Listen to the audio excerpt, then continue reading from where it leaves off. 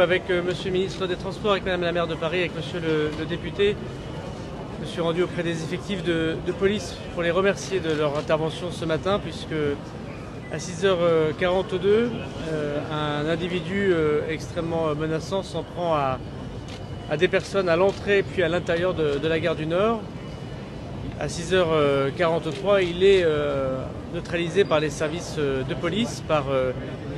des policiers qui sont en civil, qui reviennent de leur service d'ailleurs à la préfecture de police pour reprendre leur train et rentrer chez eux, mais qui sont armés dans le cadre des dispositions que nous avons prises justement pour que les policiers continuent à garder leur arme administrative, et par des policiers aux frontières qui sont en poste à la gare du Nord, et ils tirent par 3 fois. 2 policiers tirent par 3 fois et arrivent à neutraliser cet individu menaçant qui a réussi à faire 6 victimes, 6 blessés, dont une plus gravement que les autres. Même si elle n'est pas en urgence absolue, son pronostic vital n'est pas engagé, elle est aujourd'hui à l'hôpital au moment où je parle. Et parmi les 6 blessés, il y a un policier de la police aux frontières. Sans l'intervention extrêmement rapide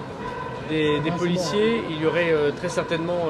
eu des victimes, et moi je voudrais simplement les remercier, les agents de la sécurité de la SNCF, les passants qui sont intervenus et les policiers qui ont utilisé leur arme administrative. Nous ne connaissons pas l'identité de l'individu, il n'avait pas de papier sur lui. Donc les services d'enquête sous l'autorité de Madame la procureure de la République auront l'occasion de revenir vers vous si Madame la procureure de la République le souhaite. Excusez-moi, vous avez dit 6h42, 6h43 ? Ce que j'en sais, c'est qu'à 6h42, les premiers actes contre les victimes sont caractérisés, et à 6h43, de ce que j'en sais également, les policiers utilisent leurs armes administratives et neutralisent l'individu après un périple qui, malgré le peu de temps qui s'est écoulé,